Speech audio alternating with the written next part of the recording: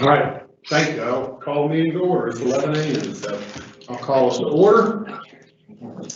I'll call the roll. I'm Wesley Hudson. I'm chair, and I am on location. Michael, are you here? I am. Thank you, Representative Holmes, and Jefferson. Yes, sir. Is on site, and Monica Peters. Monica, are you here? She told me she was calling. Yeah, she'll be calling in remote, so we'll catch Councilman Peters when she calls in. First item up is the discussion of the city events, city-sponsored events. So I'm assuming that's Mark McDonald. Well, I think Mark has, this is Randy McCaskill, I think Mark has certainly part of the policy. David Briggs is on the line too, and I think David may can give us an update on the GoFar part, and Mark can certainly bring us up to speed on the traffic counts. You want me to go first? Be happy to. That'd be fine, thanks, sir. Okay. Several months ago when we looked at the rate schedules for these events, our rate for the traffic cone rentals was $2 per day per cone. And when we looked at the rates, we looked at that as well as the per hour per truck rental fee in case we needed to have a sign truck on site wherever the event may be held. We recommended an increase for the cone rental to $5 per cone just to attempt to recoup some of the losses we have at some times. We don't always lose cones at events, but sometimes we do. They cost about anywhere from $15 to $20 a piece to replace a 28-inch reflective cone. So you can get less expensive cones than that, but the ones that we use are in that neighborhood cost-wise. And we proposed it going up from $2 per day per cone to $5 per day per cone. And I believe there was concern about that being that number being a little bit too high. We contacted Greensboro to see what their rates were. Their rates are considerably less for cones and barrels and barricades and things like that, down to just over $1 a day for those kinds of things. But they charge higher fees for the use of vehicles and for staff that may be required to work the event. There's a per hour rate for the signs and markings mechanics. There's a per hour rate for the use of the truck. Message boards, which we occasionally will put out on Main Street or other locations. For example, for the holiday stroll, we put message boards out on Main Street. They charge $80 per day for those message boards. We don't do that. So they have a more comprehensive list of fees than we do. And while they're much lower on the rental rate for cones and barricades, they have other fees that sort of offset that. We would be okay with whatever the committee chooses to go with.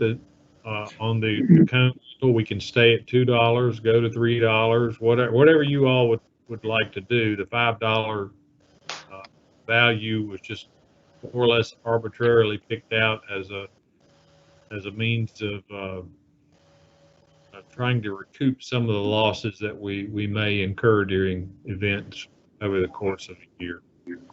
Be glad to answer any questions you've got. Mark, I'll also add that I have Winston-Salem's numbers as well, and it's the same story as in Greensboro. Their price per unit to rent is only a little over $1 as well, but exactly like in Greensboro, their man-hour rate is higher. They have an extensive list of fees. They have a 3-page list of fees. Oh, wow. Yeah. Yeah. So they do the same thing, they recoup their costs in other ways. So I think it's up to the committee, what course of action you want to take. In looking at the replacement cost for cones, we certainly feel like the $5 rental fee is justifiable, but is it going to make or break the city's budget? No. So it's kind of whatever the council committee wants to do in regards to that, in regards to those fees. I know you said it's minimal, but what is the budgetary impact of it? Well, Mark, do you have any idea about how many cones we have to replace a year? Not right off the top of my head. I mean, we buy them in large quantities because we get a little better pricing on them. We probably buy, I'm just guessing here, probably several hundred cones a year. Because they get lost or they get damaged or whatever. They're not, they don't have a long life expectancy, I guess I should say. Well, I will make a motion, since it's staff recommendation, that we increase the price of a cone rental to $5 per cone.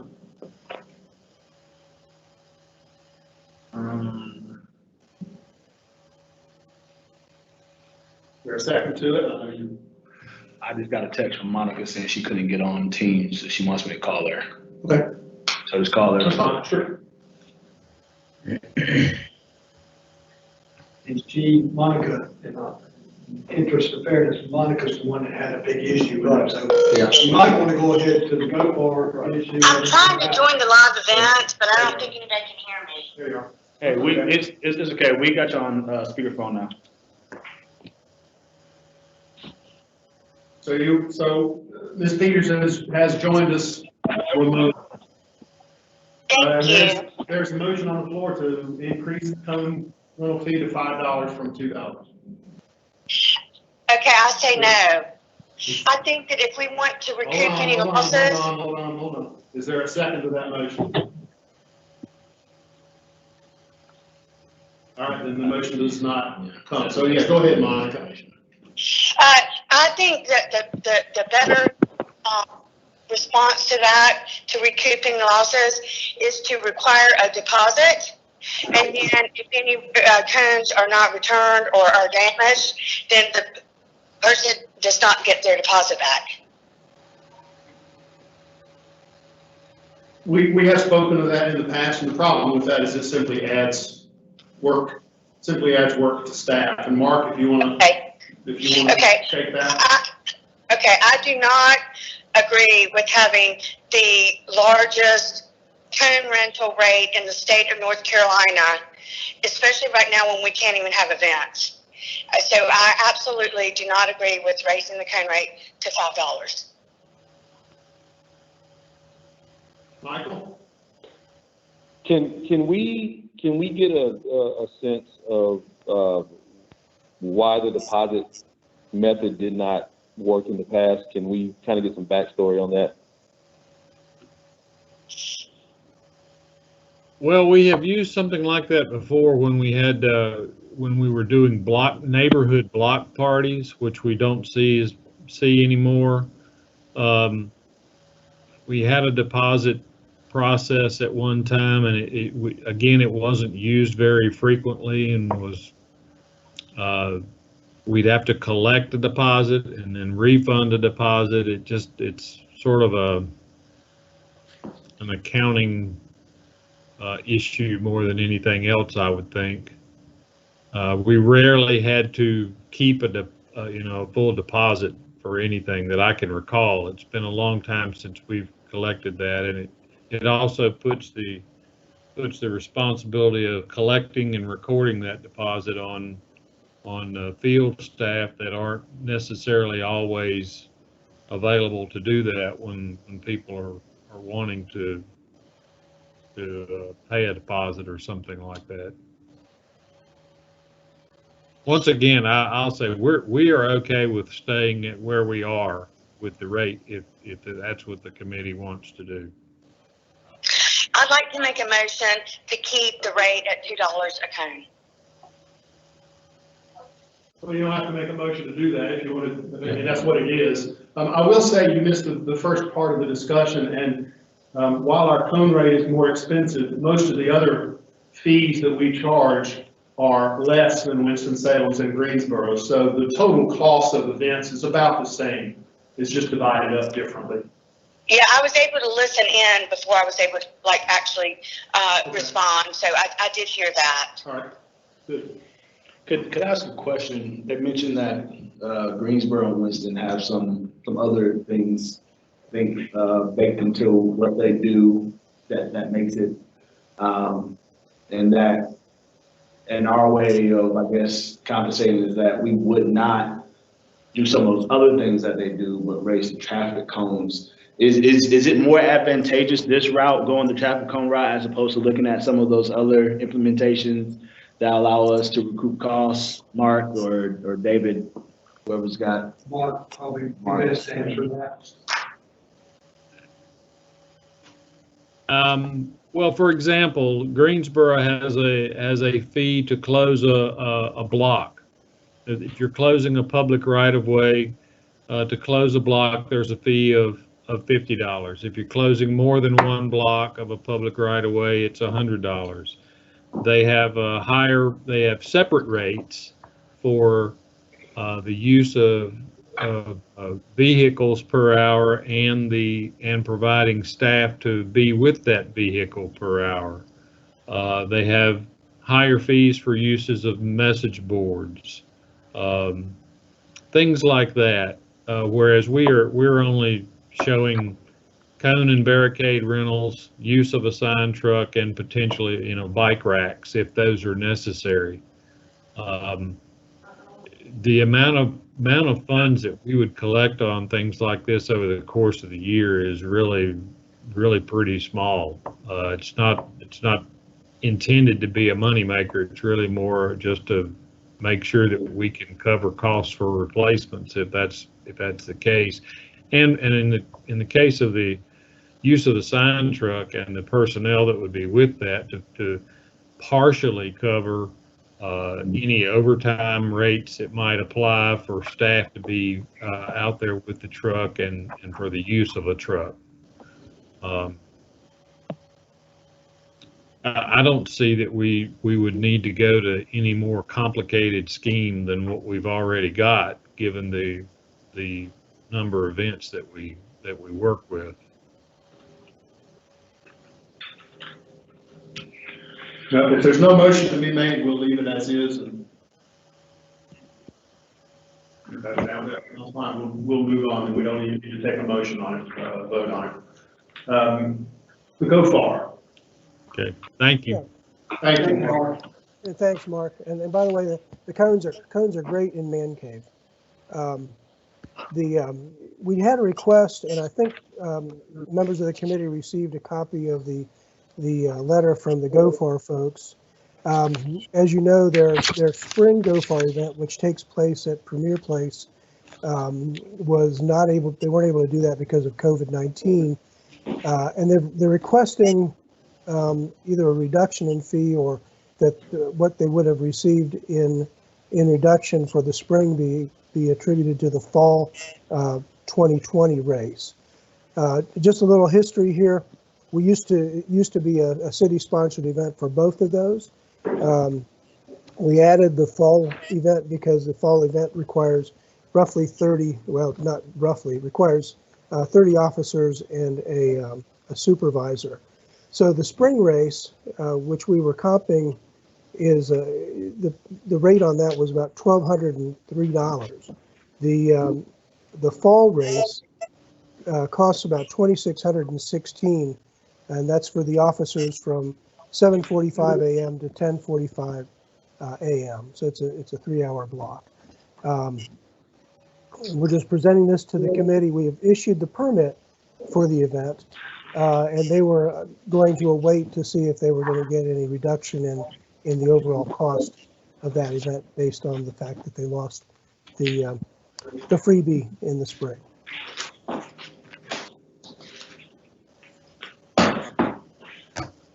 All right, any other discussion on this? Does everybody understand what they're asking? So they're asking for their funds from rather than be sponsored in the spring, which they did not have, to move that sponsorship to the fall.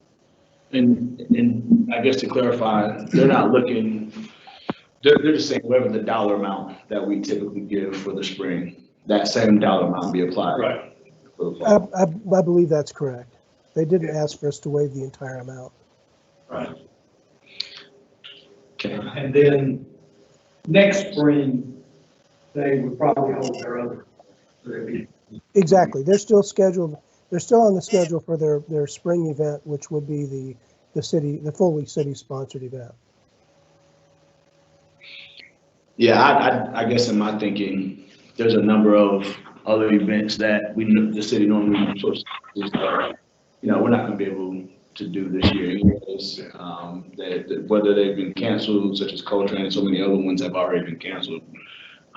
So I mean, and then the budgetary impact just doesn't seem to be as grave. And so I'd be happy, and I guess I'll formally make a motion that we approve taking whatever designated dollars we were going to use for sponsorship of their spring race to be used for Go Far's fall race. Spring 2020. Yeah, their spring 2020 race to be used for their fall 2020 race. Okay, there's a I motion. second that motion. There's a motion and a second.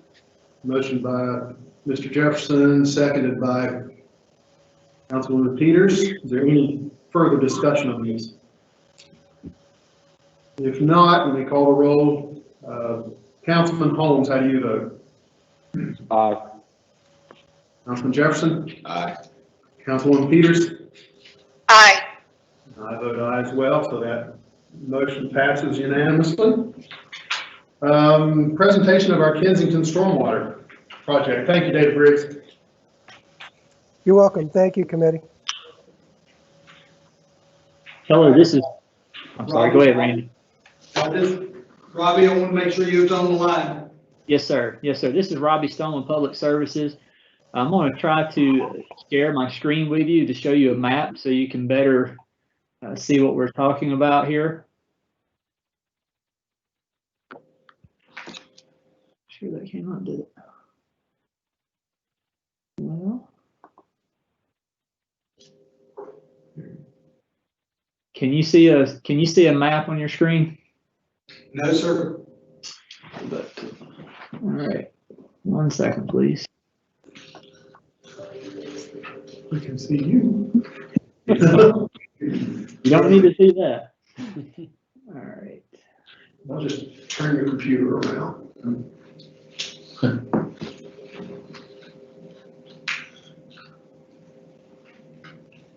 How about now? We're seeing your computer screen. Robbie, unshare your desktop, bring up what you're trying to show, and then share your desktop. I've got it up, Brian, but it's not giving me the option to, when I click on share, it's not giving me that option. Well, hang on, maybe it will now. Can you see this map now? Yes, sir. Yes. Great, all right. Okay, so this is the Kensington, we're calling it the Kensington Dovershire Stormwater Project. This project has been in discussion / design for a number of years now. The project originated with looking at this area up here next to the country club in Rockford and crossing Westchester. That was the original focus of this project, was to try to alleviate some stormwater concerns in that area. Back in, I think it was in 2014, we had, I'm sorry, did somebody say something? No, go ahead. Okay. In 2014, I believe we had a public meeting to let the surrounding area know about this project. At that time, the project grew. We had a group of homeowners along Kensington that had some major concerns with flooding and erosion behind their homes. We From that meeting, we came back and we decided to expand the project. So we had what we call project scope creep on this, project creep on this. So the project continued to grow. Once we looked at that area there behind the homes on Kensington, we also looked on downstream at the Dovershire and Kensington crossing. So this project eventually, it kept growing and growing, and we did actually look on downstream of there some as well. What we have, we received a lot of resistance from the property owners along Kensington Drive there about doing any work in their backyard, even though they were unhappy with stormwater in their backyard. So we backed up and we looked at the minimum design that could be done there to try to have minimal impacts. Homeowners were still unhappy. We then looked at the yellow shaded lot up here off of Dovershire as a potential retention pond area. We went ahead and did some tests, some drill geotechnical testing there. And it was determined that the groundwater in that area would probably be at an elevation that would not be conducive of implementing a dry retention pond. In other words, it would be potentially have water in it, standing water in it all year round. So we knew that would create a nuisance to the neighborhood, potentially with mosquitoes, and be able to mow it and maintain it properly. So we kind of went back to the drawing board. We have not had been made aware of any problems or complaints or flooding in this Rockford Road Country Club area for the past several years. So, but we have had some issues along Kensington Drive with overtopping of the road and flooding of the road down there. So we went back to the drawing board and said, if we had to do this project, if we did the entire project, we would definitely start on the downstream side. And Kensington, Dovershire, they are our lowest point, our downstream sides that we're focusing on. So what we said is we went back with our consultant and looked at this in more detail and asked the consultant if we were to just focus on the Kensington, Dovershire area, on the downstream portion there, does that have any negative impacts to properties downstream? But they looked at their calculations, their flow calculations and runoff information, and stated that it would not have any negative impacts downstream, but it would eliminate the flooding there on Kensington. So right now where we're at is we're looking at focusing on a project, this much larger project as it started out, but taking it down to a much smaller project of looking at the crossing on Kensington. There is an existing line that runs parallel with Kensington. It's in the purple right here, right in front of these homes. We want to go ahead and pull that line out to the street and get it out in the right of way so that we don't have a public line right in front of folks' homes. So we would eliminate that existing line by filling it up. So we would install this new parallel line with Kensington. We would install the line somewhat perpendicular crossing Kensington, and then we would look at this the pipe on Dovershire. We have had some conversations over the past few weeks about the pipe on Dovershire, that there's a possibility we may just be able to do point repairs on it, because any work on that pipe is going to have some very significant impacts on this property right here. Some very nice vegetation, concrete driveway, a lot of disruption to this home, and we want to it's been several years, as I stated, we want to get back in there and take a closer look at that and see, can we do some pipe repairs as needed and not have to go in and be so destructive to that property. The stormwater analysis also shows that with no improvements upstream, that this pipe, the diameter of this pipe is still sufficient to carry the volume of water and not overtop Dovershire as well. That was a very quick rundown. Randy McCaslin, you may have some more information you want to share, but if there's any questions of the group, I'll be more than happy to answer those at this time.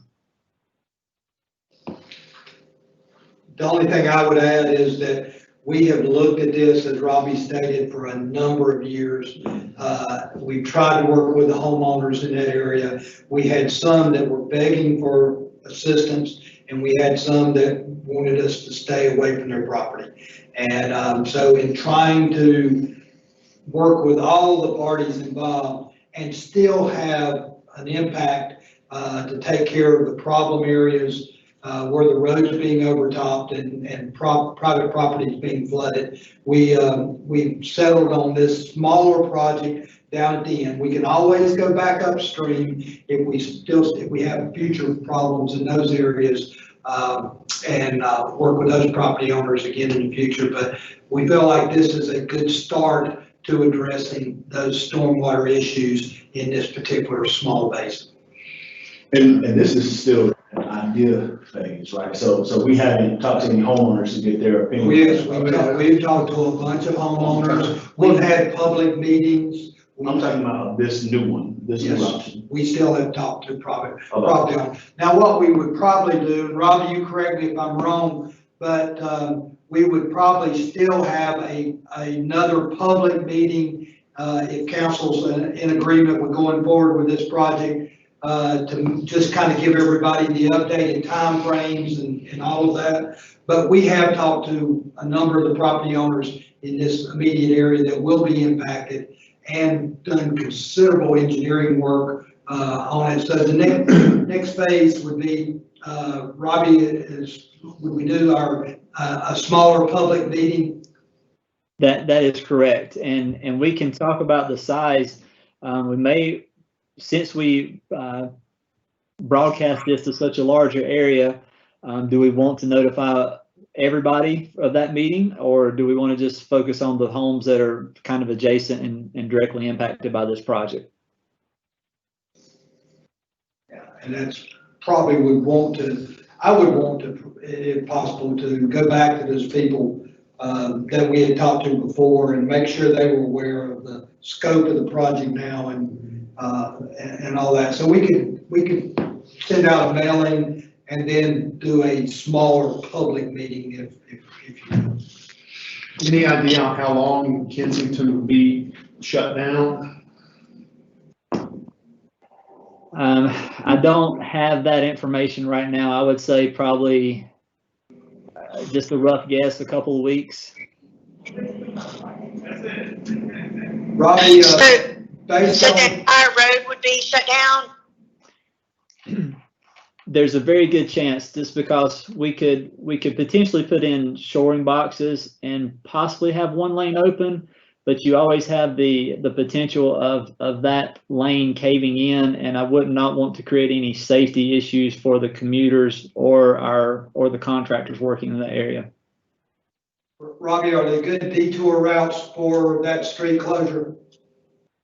Yes. Now we have not progressed that far in the design, but each end, the one end comes out on Lexington and the other end is up on Westchester. So I think there's good access points from both sides. Okay. Looks like is it just two driveways that are impacted, I guess, from this work, as far as, I guess, just those two homes? Wouldn't be able to access their driveways, right? Based on what this looks like? They would not be able to access it at that one point in time, but this is fairly routine for some of our projects, so we would work with them to coordinate and schedule how they can access their properties during that construction period. Robbie, what's, based on where you are in the process, can you give us the rest of the timetable? How much more engineering work do you have to do? When we go out to bid, timetable for construction? Okay, so I will need to reach back out with our consultant. And well, like I said, like I mentioned earlier, I want to have a little more investigation of Dovershire, since it has been a few years, to see if we can perform some pipe repairs on that. I'm going to guess that'll probably take a couple months at least to do that. And then we've got a couple more months for preparing any bid documents and items. And then we can work with our purchasing department to actually bid that at that time. So we're probably looking at least, I'd say 6 to 8 months before any construction would start. And I've got one more question. Those that have showed opposition, what were the reasonings for opposing any of this work? Robbie, you want to handle that? You want me to? I'll start if you want me to, Randy. So there was a lot of opposition from from folks along the Kensington area upstream of this. Let me switch over to the other map here. I can point that out. This section of Kensington that's kind of encompassed by Dovershire, their opposition was that they should not have to, their property should not have to be impacted by work that is receiving runoff from the country club area.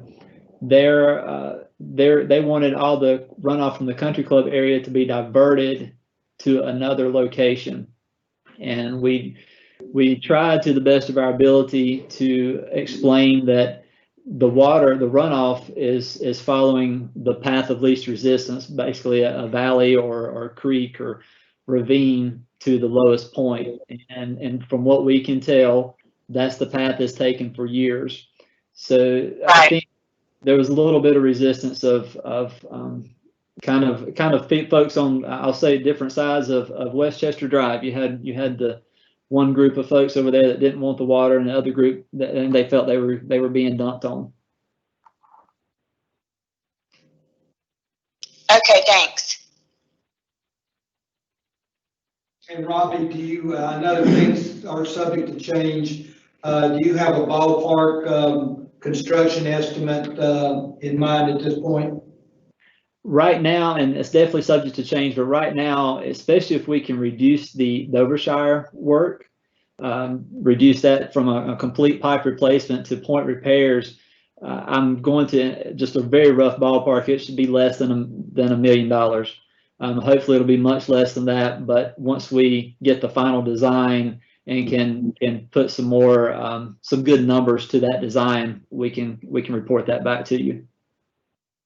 And when we were looking at the total larger project, what was the ballpark estimate of that total larger project? We were looking at $2.5 to $3 million for that.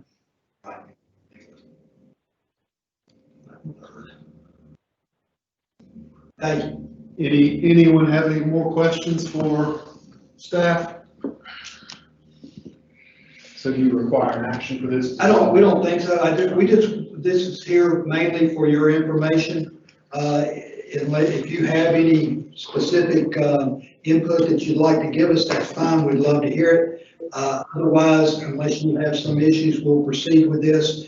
As Robbie said, we've got another probably 6 months of work to do to finalize everything and go to bids, and then it'll be coming to council sometime after the first of the year. Okay. Thank you, Robbie. All right, thank you all. Nothing further. We will move on to our sign ordinance. Who would you like? It's Lee up there.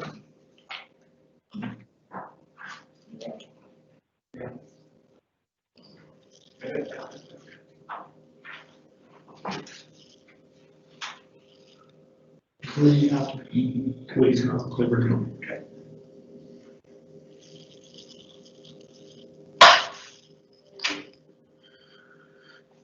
We're waiting for staff to come in.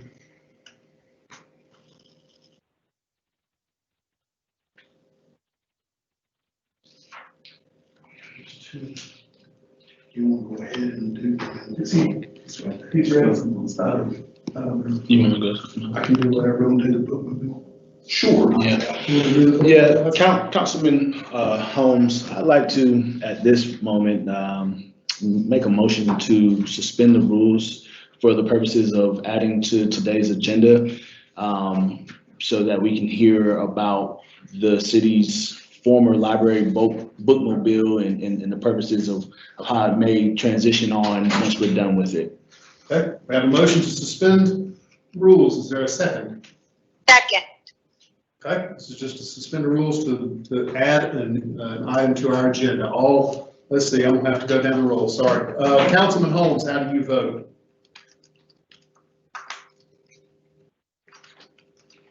Aye. Councilwoman Peters, how do you vote?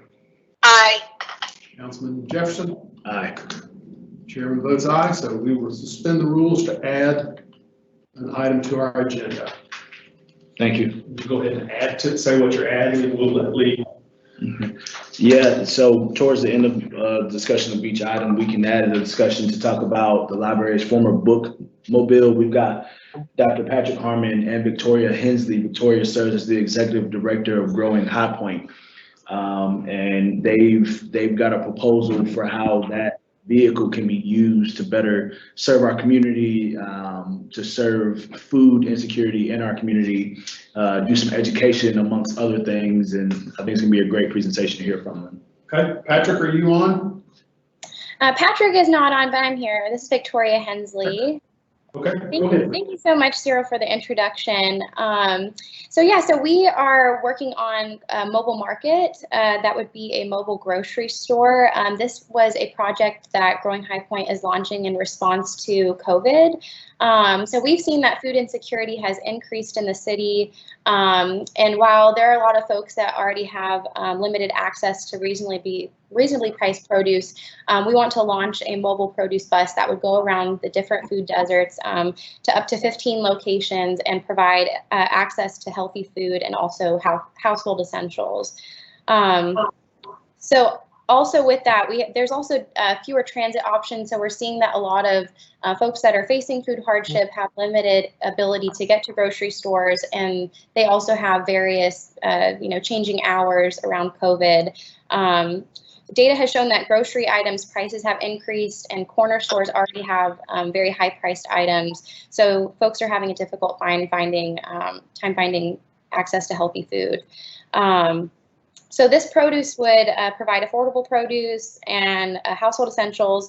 We would want to incorporate accepting SNAP, EBT, WIC, double the pucks, prescriptions for produce, and be able to accept different forms of payment like that. This produce bus would be contactless, so it'd be served like a food truck where people come up to the truck and order the groceries from outside the vehicle to try to keep up with safety measures. We would also incorporate different food education, community resources, as in health screening with this produce bus. It would also employ 2 individuals, and it would operate year-round, 6 days a week with, like I said, 10 to 15 locations throughout the week.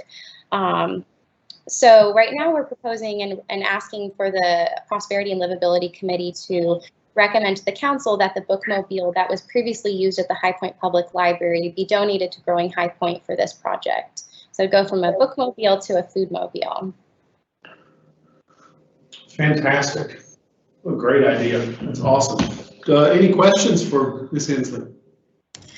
Hey, it's Joanne Carlisle. I just have one question. I'm just trying to confirm that you guys are a nonprofit.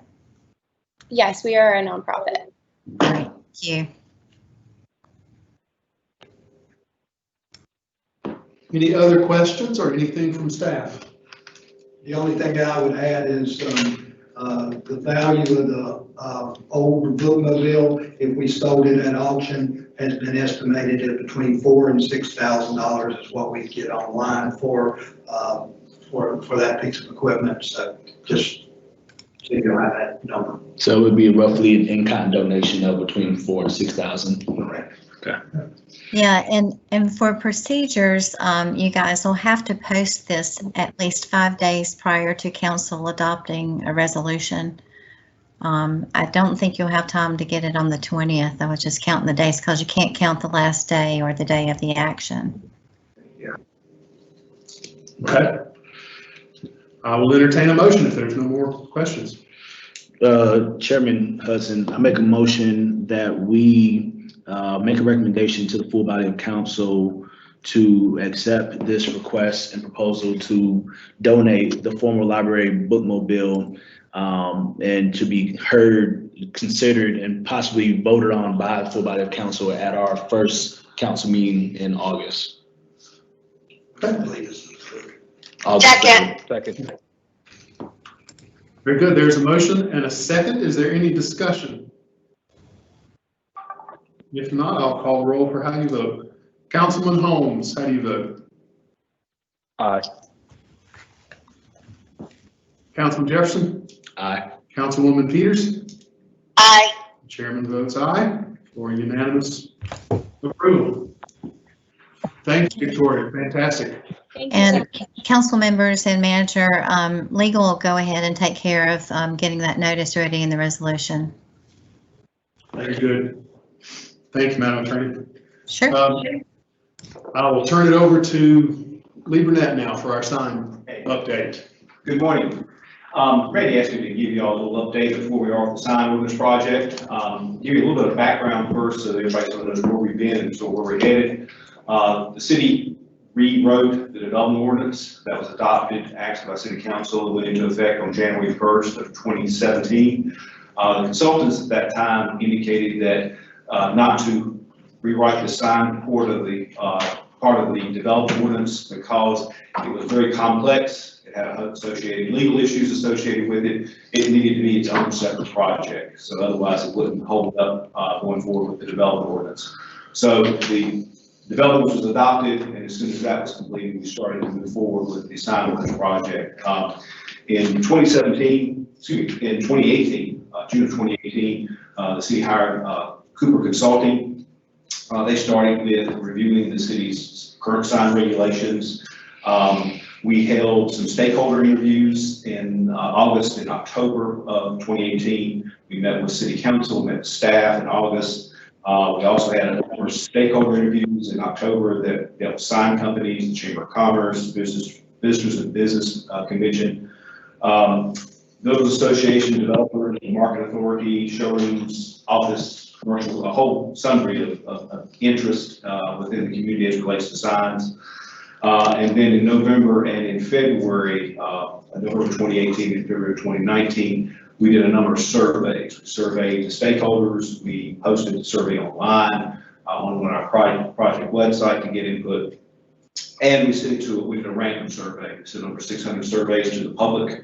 We got about a 21% response rate back and giving some input on sign regulation. So we felt we did a pretty good job up front getting input going into it. We held a public workshop in April of last year. Consultants came in presenting some findings. That information is posted on our website, our project website.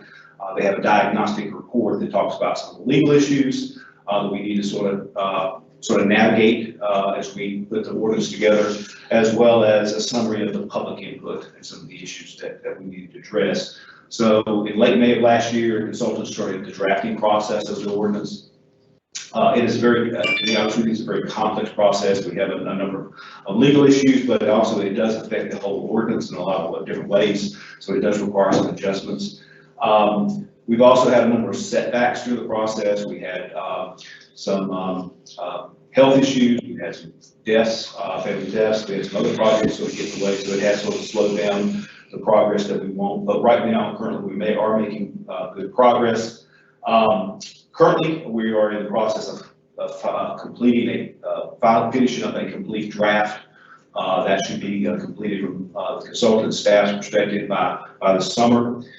We will then have to go through a legal review with outside consultants on the draft to make sure we have no other issues or concerns as it relates to sign. Just to make sure you're aware that the sign ordinance gets into an area of protected speech. We have to navigate certain court cases, things of that nature, that make sure that we are creating an equal playing field, if you will, in terms of speech. It's become more complex over recent years with some court cases, and so we want to make sure that what is presented to the public and presented to City Council does pass the legal test.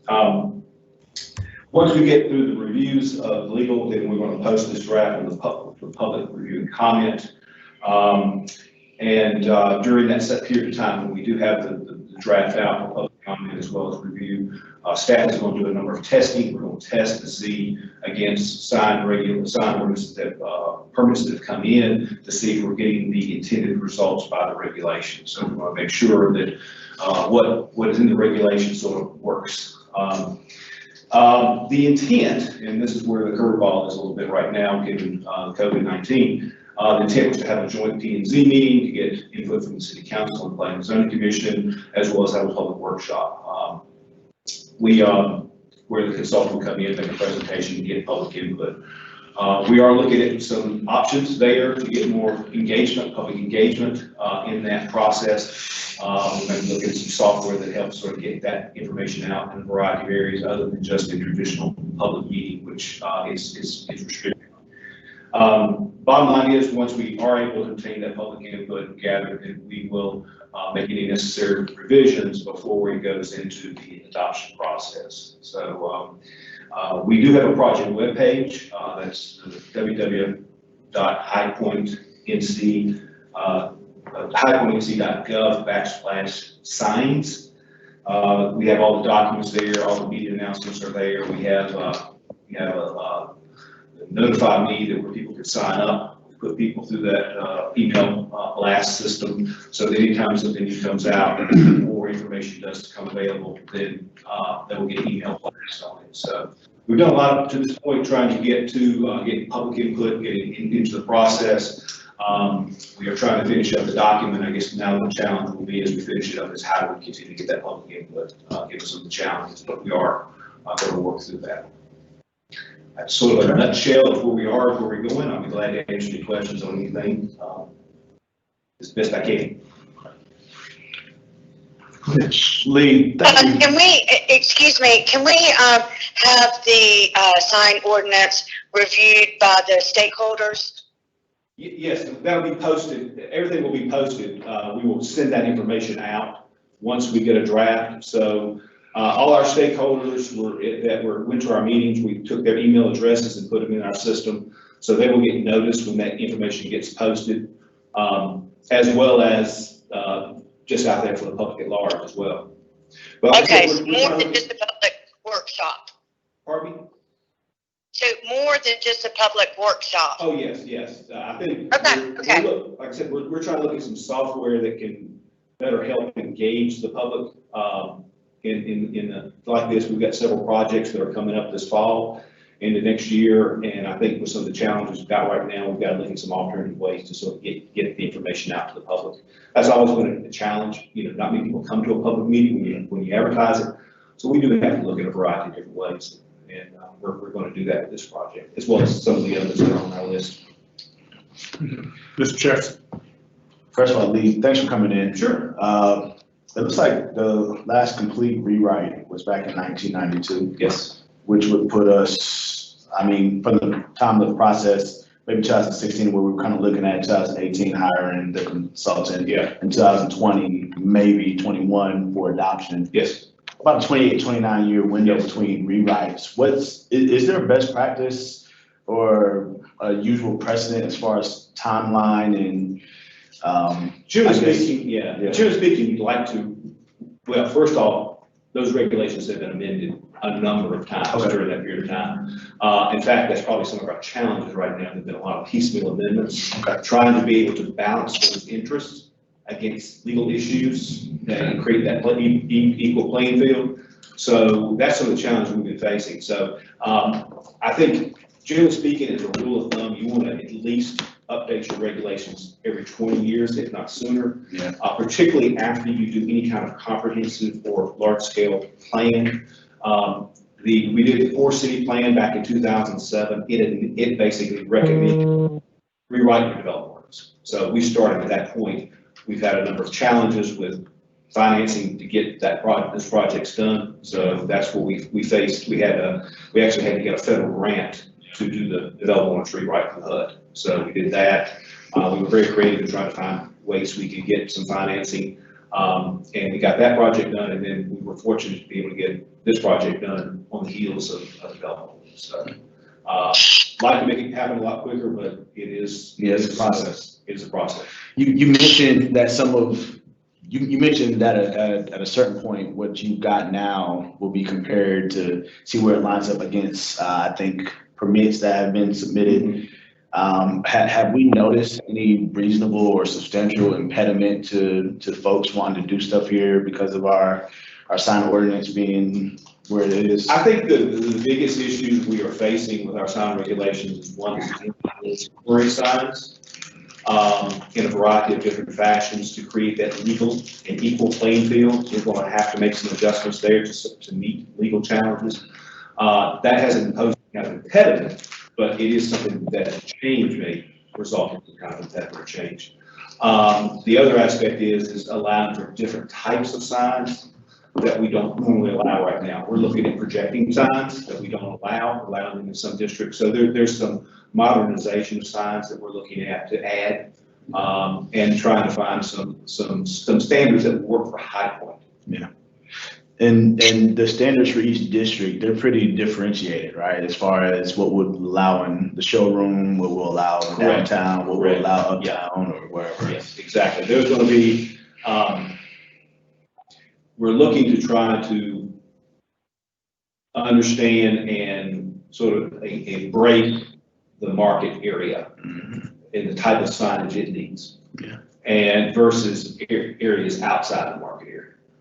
So you'll see a little bit of difference in terms of what's allowed in the central business district, as to say what we allow on East Chester Drive, that type of thing. Yeah. If I may add something. So it seems like we've been talking about the sign ordinance for quite a while, and I'm wondering if it would possibly speed up the process if we got the stakeholders involved now with the consultants on like a line by line issue, so that we could just get all this resolved. Well, like I say, we need to go through and complete the draft and create a legal document that first comes out. We will be sending it out, and we will be engaging with the stakeholders and with the public. That is going to be our challenge to some degree of how we do that. I think, the one thing I will caution is line by line changes result in subsequent line by line changes elsewhere to create a equal playing field in a legal document. So I think the best thing to do is talk about concepts, talk about issues, talk about impediments, challenges, and that type of thing. What's changing? Things can be adjusted. Things can go taller. Things can go smaller. That type of thing. But we do need to make sure that when at the end of the day, we've got something that is not challengeable to the city. So how soon are we looking at that draft coming out? I'm sorry. How soon are we looking at the draft being ready? We're anticipating the consultant and staff completing the draft in the summer, and that it will go through a legal review and then be out. So hopefully by late summer, early fall, that time frame. At this point, I'll know better once we get it out of our hands and into a legal review. Then it'll start to happen much quicker. And by legal review, are you talking about in-house legal? Outside consultants. Outside consultants. Yeah. Any other questions? And I don't think that's going to take long. It's just we need to do that. And Lee, just for clarification, you guys have been involved in stakeholder groups for a while already. You had we were up until we had the meetings, dragon stage. right? Yeah, and we haven't had anything to share. Yeah. Of substance, if you will. We got to obtain a lot of input. We just need to be able to put something back for them to respond to. Any further questions? We have no action. It's all for information. Thank you very much, Mr. Burnett. Thank you.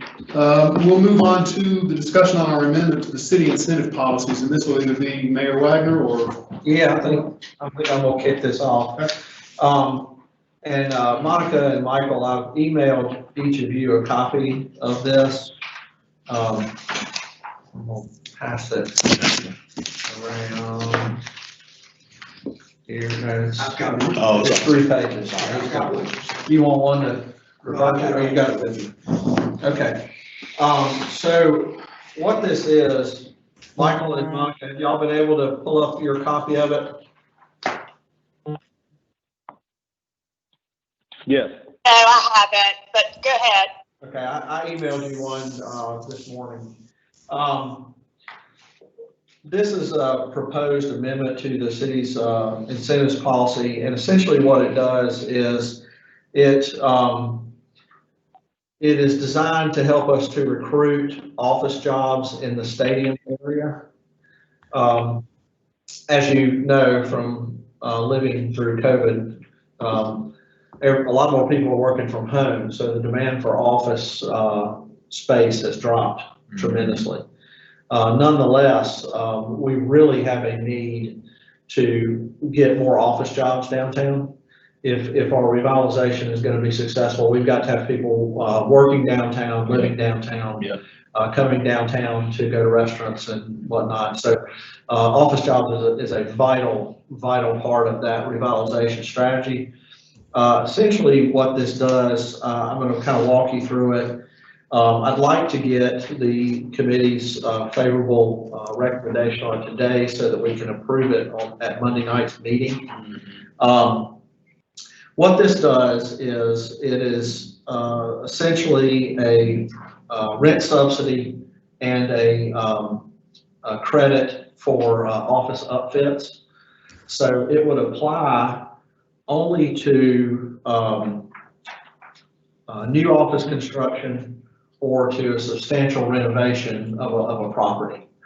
So if you're building a new building or if you're doing a 50% increase in tax value of an existing building, then you would fall under this policy. And you would be able to apply for it. It also requires, I think, 10 new jobs as part of it as well. So if you're bringing 10 new jobs into the city, that's part of the criteria. And it would provide for a sliding scale of help with rent, which would be an 80, 60, 40, 20 sliding scale in future years. And it would apply to up to $50,000 in upfits for the building.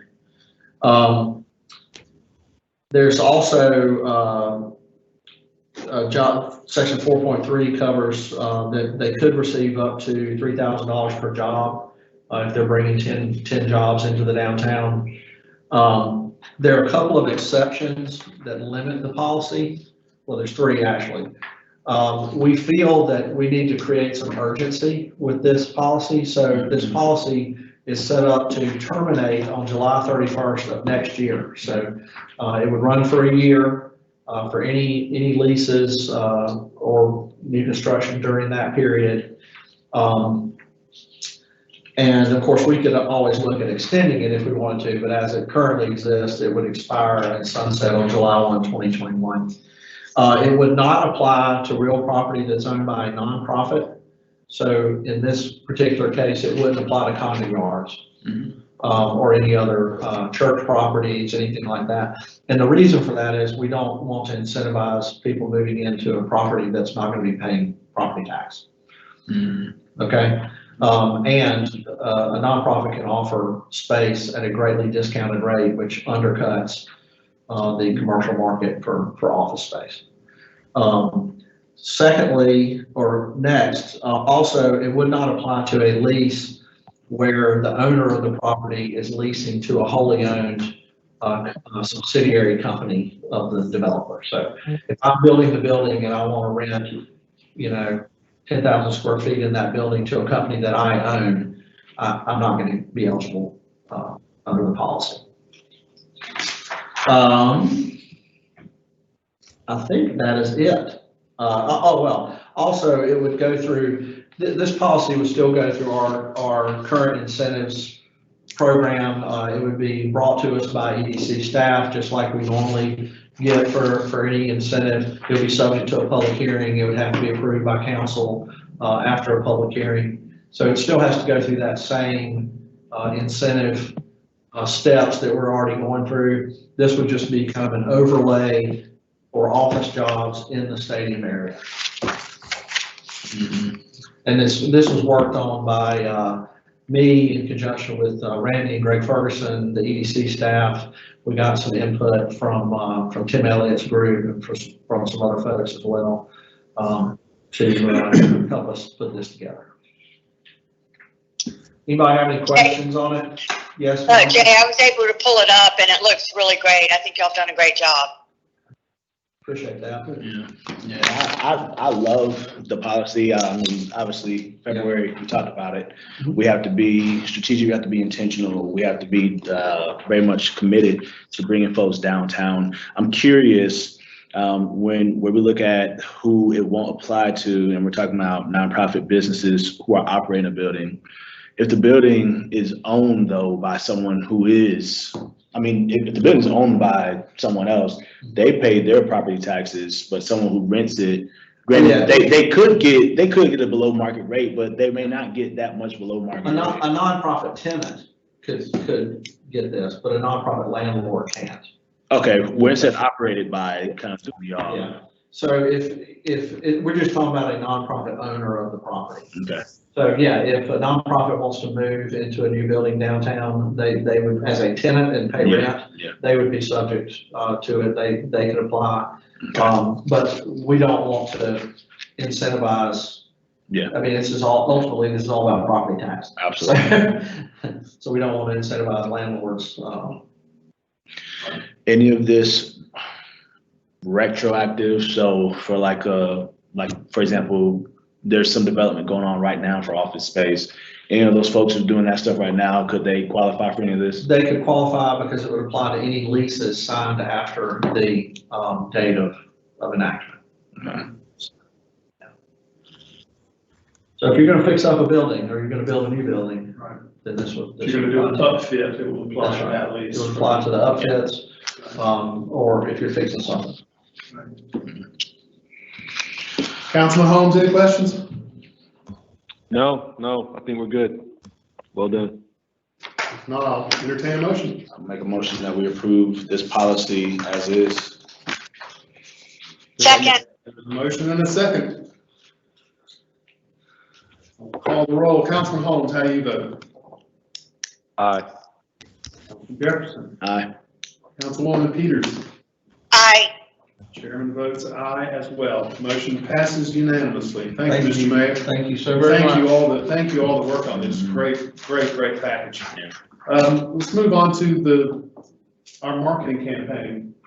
Okay, I've asked Ron to, this came out of our strategic planning sessions at our retreat.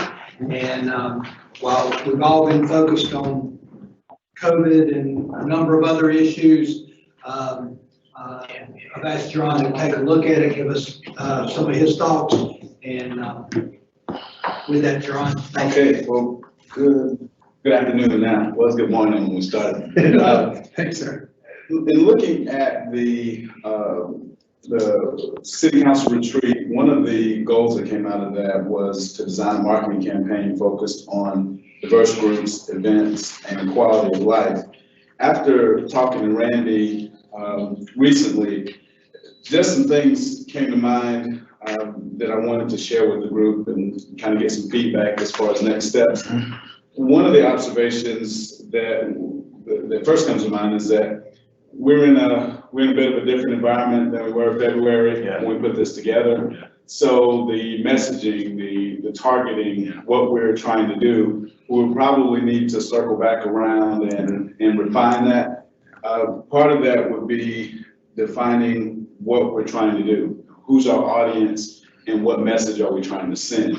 At this time, I think about initiatives that we currently have going on in the city, like Community First, Community Always. There could be some opportunities for us to piggyback on current initiatives instead of starting from scratch. There could also be some things that we wanted to pinpoint. Any of a number of things. We talked about some of them here, whether it's food insecurity, what have you. So I think a good next step, I'll be willing to entertain any questions, but at this point, I think a good next step would be for the council to decide what those top line issues are that we want to address. Maybe have the council have some discussion, maybe in a future meeting where we could kind of focus on it and see how can we refine this based on what the conversation was and what it should be going forward. And then we can get into some of these steps about what research we need to do and establishing the budget. So with the changes that we had with COVID and with it seeming like a different world just at the beginning of the year, that would be the first next steps. But if you've got some questions immediately, be glad to entertain those now. Hey, cool. Councilman Jefferson. In executing that first step, which I think is the next logical one, it seems like convening a group of folks who can kind of put some work on this. I know in our committee meetings, these are usually an hour or so. It looks like there could be some real thought that could go into this. I think there's some things to capitalize on. I know myself, knowing that High Point has been doing such great work with our revitalization, we've been on this upwards trajectory in so many ways. And I think that as we're going into 2020, this new decade, and we're looking at how we continue to build on what it means to be North Carolina's international city, I do think there's a major opportunity here, and in doing it the right way, I'm wondering if you're convening a group of folks, whether it consists of, representation from council, representation from staff, maybe representation from city management, and maybe we consider stakeholders from outside of the organization, such as you mentioned a chamber, or you mentioned a CVB. I do think this message will be a collective and a very resounding one that will permeate throughout the entire community and have hopefully a positive effect on the entire community at large. Yeah, that's definitely a part of it. I'm just looking at some notes that I took from when we last talked. I think a couple of things. We want to make sure that whatever the message is, that it's relevant. We don't want to sound tone deaf to some of the issues in the community with a marketing campaign that's not mindful of those things. And I think another thing, we got to be strategic, because if we define our audience, we have some people out there in the community that are already our cheerleaders and are already our supporters. Is there a part of the community that we need to bring on board? And if so, how do we define that group? And I think a lot of the insights that we get will drive how we focus projects. So a lot of times we'll start with what we think we know, and then we get data, be it surveys or whatever, and then we change what we think we know. So maybe starting with the data or starting with that unified point would be a suggestion that I would have. But you're absolutely right as far as those steps, the stakeholders. The other thing is, we don't want, there's some messaging that is going on now from other entities in the community, and just making sure that there's synergy, that there's connection with those things, and we don't have 7 different messages of signs in front of City Hall that we don't want to dilute part of the messaging that's out there. So with that and your suggestions, I think those will be some next steps. Any other questions? Should this be the group that, I guess, well, I don't know, if there is going to be, like, are we going to be the working group on this? What I would suggest is that Jerron, manager, and mayor, and myself get together and hash that out and say, here's what we need to focus on, here's how we should organize this. But yes, it will run through the committee recommendations. Yeah, let's the 4 of us get together and decide what direction to take next to bring to the committee. I think it may need to take more people than that. One thing that I would like to see is, getting Forward High Point involved in this conversation too, because marketing our city as it is right this moment is fairly difficult, but to market it as we see ourselves growing is what's really going to sell.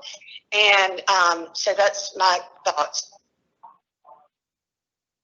Yeah, my thought was that the 4 of us will get together and decide who those people should be. And yes, Forward High Point's absolutely one of them I think we should involve. So I think we can bring back that recommendation at our next meeting. Right. I just don't understand how we've got these few people that get together and make these decisions.